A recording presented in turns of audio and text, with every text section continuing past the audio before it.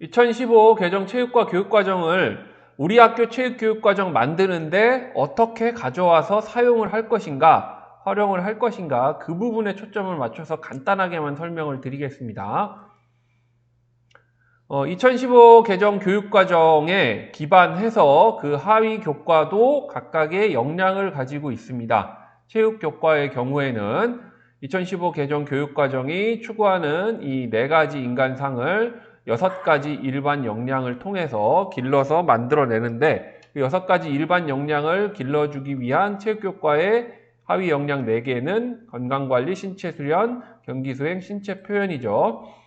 이 4가지 역량은 구체적으로 이러한 의미들을 가지고 있고요. 각각의 역량들은 이런 부분들이 있어요. 여기서 보시는 단어들이 성취기준 작성하실 때 필요한 단어들이고요. 조금 더 구체적으로 보시면 체육교과 역량의 하위 역량입니다. 교육과정 문서에 있는 부분인데 체육교과만 이 표가 있는 것 같아요. 제가 뭐 여러 교과 교육과정을 다 본 건 아니지만 체육교과의 경우 체육교과 역량의 하위 역량이라 해서 큰 역량이 있고요. 건강관리, 신체수련, 경기수행, 신체표현이 있고, 그 하위 요소로 건강관리 능력의 하위 요소로 상황분석력, 기획력, 실천, 이제 이렇게 구체적인 단어들이 있어요. 그래서 이제 예를 들면 상황분석력, 공존의식, 뭐 자아존중 이런 단어를 활용해서 성취기준을 작성하시고, 그러면 조금 더 구체적이고 쉽게 작성하실 수 있겠죠. 이런 수업을 하는 이유는 어디와 연관이 돼 있느냐 하면 총론의 일반 역량과 관련이 돼 있다고 근거를 제시하실 수 있는 거죠. 예를 들어 신체 수련 능력, 여기 신체 수련 능력을 기르기 위해 탐구력을 기르는 수업을 하는데, 궁극적으로는 자기관리 역량, 총론의 지식정보 처리 역량, 창의 융합사고 역량과 연계가 된다, 이렇게 설명을 하실 수가 있는 거예요. 그래서 이 표를 주의 깊게 보시면 활용하시기에 좋을 것 같아요. 교수학습 지도안을 편성하시기에도 좋고, 성취기준, 평가기준을 작성하실 때도 가장 많이 사용하실 수 있는 표가 아닌가 싶습니다. 아마 이 부분은 수석 선생님께서 수업 강의를 해주실 때 아마 다루셨던 내용으로 추측이 됩니다. 2015 체육교육과정에 보면 영역, 핵심 개념, 일반화된 지식, 내용, 요소, 기능 이런 형태로 이제 영역별로 위계 그리고 구체적인 내용을 소개를 하고 있는데요.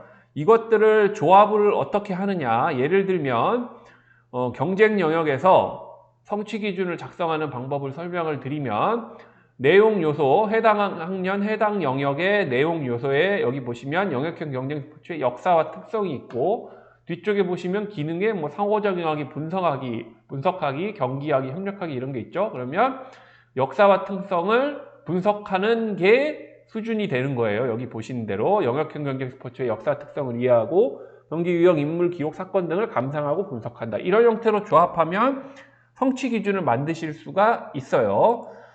이 표는 2015 개정 교육과정 문서를 보시면 잘 나와 있습니다. 더 구체적으로 보면 건강 영역의 일반화된 지식까지 이렇게 나와 있는 표가 있고요.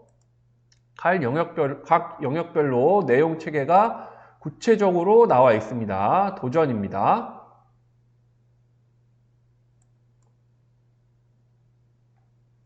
경쟁입니다. 표현입니다. 안전입니다.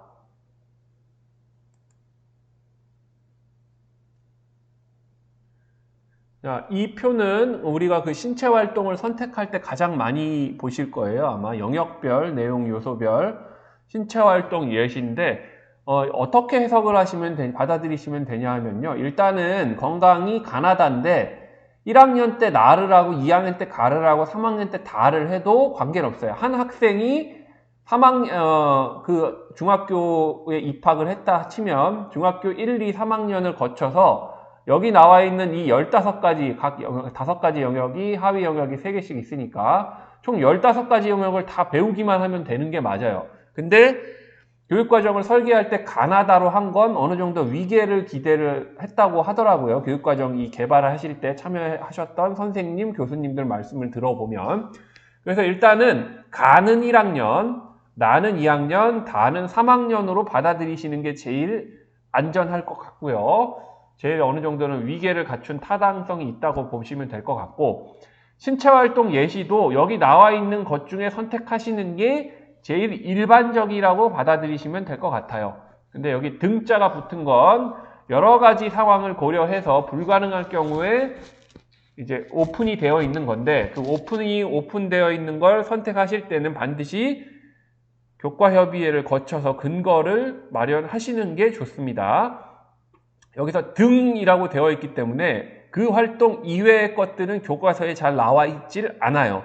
그래서 선생님께서 그 수업을 설계하시고 연구하시기가 굉장히 어렵습니다. 물론 그 선생님께서 역량이 되시면 충분히 하실 수도 있겠지만, 그래서 어느 정도는 교육과정 기반으로 수업을 설계하실 때는 이 안에서 선택을 하시는 게 가장 안전하고 쉬운 방법입니다.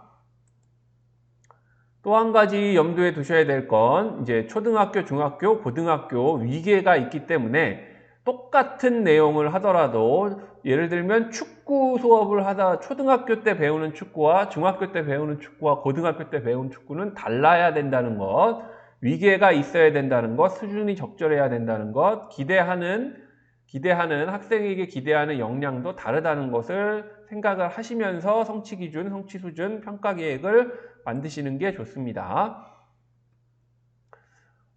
교수 학습을 구체적으로 어떻게, 지금은 이제 교육 과정, 평가 이런 걸 말씀을 드렸었는데, 각각의 수업을 설계하실 때 고려해야 될 부분들, 교육 과정에 나와 있는 그림을 보면서 간단하게만 말씀을 드리겠습니다. 방법적인 측면, 균형적인 측면을 고려할 때 참고할 만한 내용들입니다. 예를 들면 축구 수업을 할 때 경기 기능에만 집중하지 말고 종합적으로 바라보라는 이야기입니다. 역사문화적 특성, 경기 방법, 전략, 페어플레이 다 가르칠 수 있다. 예를 들면 문자 그대로 해석을 하고 혹은 그 너머에 있는 것까지 해석을 했을 때 원격 수업 기간 중에는 경기 방법과 전략, 역사와 문화적 특성을 배우고 등교 수업 기간 중에는 경기 기능과 과학적 원리를 신체 활동을 하면서 배우고 동시에 경험을 확장해 나가는 계기로 삼으면 됩니다. 그런 형태로 구성을 하라는 이야기입니다. 뒤에도 비슷한 의미가 반복되죠. 학습자의 특성을 고려해서 교수학습 방법 그리고 수준을 고려하라는 이야기고요. 내용, 과제, 방법 모두 여러 가지를 다양하고 적절하게 섞어야 효과가 있다는 이야기입니다.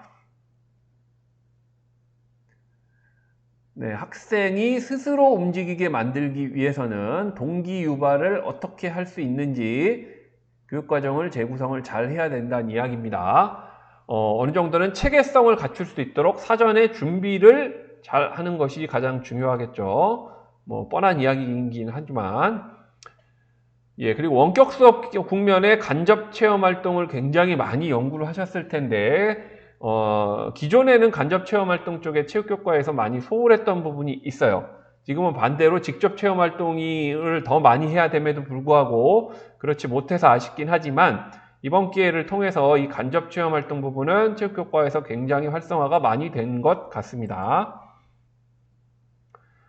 교수학습 방법의 타당성을 키우기 위해서는 가르친 것을 평가하는 이 간단한 기본적인 전제가 실행이 돼야 됩니다. 그래서 제가 감히 말씀을 드리지만 원격 수업, 그 등교 수업 기간 중에 평가만 하는 건 저는 그렇게 추천을 드리지 않습니다. 물론 제가 그런 걸 말씀드릴 자격이 있다든지 권위가 있다든지 이런 사람은 아니지만 등교 수업 시간에 소중한 학생이 등교한 그 시기에 적절한 학습 경험을 잘 설계하는 게 체육교과 수업의 내실화 그리고 체육교과로서 교과의 가치를 인정받을 수 있는 방법이 아닐까 싶습니다. 이 부분은 원래 이제 체육 수업과 가장 많이 연계가 됐던 건 학교 스포츠 클럽 활동 혹은 뭐 방과 후 학교 혹은 뭐 학교 운동부가 될 수도 있었겠고 전과 체육 그러니까 교과 수업 체육 교과 수업 외에 다양한 체육 프로그램이 서로 연계가 돼서 뭐 점심시간 학급대학 리그라든지 서로 시너지 효과를 계속 이끌어오는 게 확산되고 있었습니다. 잘 정착되고 있었는데 코로나로 인해서 이 전과 외 체육이 오히려 좀 활성화가 못 되는 측면이 있어요. 학교에서 실천을 못하는 측면이 있는데 또 반대로 보면 원격 수업 기간 중에 체육 교과 수업 중에 할 수 없는 건 생활 속에서 혼자 가족과 함께 안전한 사회적 거리두기 규칙을 준수하면서 할 수 있는 것들을 이번 기회에 많이 소개를 해서 이 학생이 어떻게라든지 생활 속에서 할 수 있도록 유도를 해야겠죠. 실제로 많은 체육 선생님들이 그쪽으로 연구를 많이 하셨고 수업을 진행을 하셨습니다. 이러한 교육과정 기반의 블렌디드 체육 수업 설계하는 것 이미 많은 선생님들께서 하고 계십니다. 선생님들께서도 하고 계세요. 조금은 딱딱하지만 다른 학교의 사례를 보면서 말씀을 드리겠습니다. 누구나 다 체육교사라면 알고는 있고 머릿속으로 생각한 내용인데 구체적으로 그림으로 정리를 해가면서 수업을 설계하시면 조금은 좋을 것 같아요. 그러한 사례가 있어서 안내를 드리도록 하겠습니다. 네, 용인 포곡중학교의 2020학년도 2학기 배구 수업 설계도죠. 어떻게 설계했는지를 소개하는 그림인데 이해가 잘 되실 거예요. 등교 수업 또는 원격 수업 기간 중에 기초 기능을 배우고 연습을 합니다. 등교 수업했을 때 이걸 직접 가르쳐 줄 수 있을 때 피드백이 필요하기 때문에 하고 동시에 개인별로 원격 수업의 과제 활동식으로 하는 거죠. 이 부분에는 과정중심 평가가 반영이 됐는지 안 됐는지는 제가 확인을 안 해봤지만 이 연습 과정에서 과정중심 평가로 반영도 가능하겠죠. 그 다음 등교했을 때 혼자서는 절대로 할 수 없는 배구라는 주제의 가장 핵심인 경기를 합니다. 사회적 거리두기 규칙을 준수한다고 하니까 조금의 변형은 있겠죠. 예를 들면 배구 경기장을 3m씩 3m 하면 9m니까요. 배구 경기장 한쪽이. 그래서 이제 9m 정사각형을 9등분해서 9명을 한 칸에 한 명씩 집어넣으면 사회적 거리두기가 되겠죠. 그런 형태로 운영을 하시지 않을까 싶어요. 그렇게 많이 하고 계시고 실제로. 그 다음 원격 수업 중에는 경기 전술을 지도하고 이해하는 시간을 가집니다. 자, 그럼 여기까지 오면 기초 기능을 습득했고 학습했고 경기도 경험을 했고 전술까지 이해를 했기 때문에 배구 경기는 종합적으로 교육이 되었습니다. 어느 정도는 계획대로 되었다면 마지막 단계는 꼭 등교 수업에서 하지 않아도 되는 이제 과제 활동입니다. 과제 활동이자 동시에 평가가 될 수 있겠죠. 이 배구를 설명하는 다른 사람에게 설명한다는 건 가장 고차원적인 지식적 활동이죠. 이 학습 활동을 원격 수업으로 충분히 할 수 있기 때문에 이렇게 진행을 합니다. 이렇게 되면 가장 제가 이 수업에서 감명 깊었던 건 평가를 굳이 등교 수업 기간 중에 강조하지 않아도 충분히 훌륭한 수업을 구성하셨다는 거예요. 그래서 특히 가장 소중한 경기 경험에 좀 신경을 많이 쓰신 것 같아요. 실제로는 이 수업을 설명하시는 영상을 보면.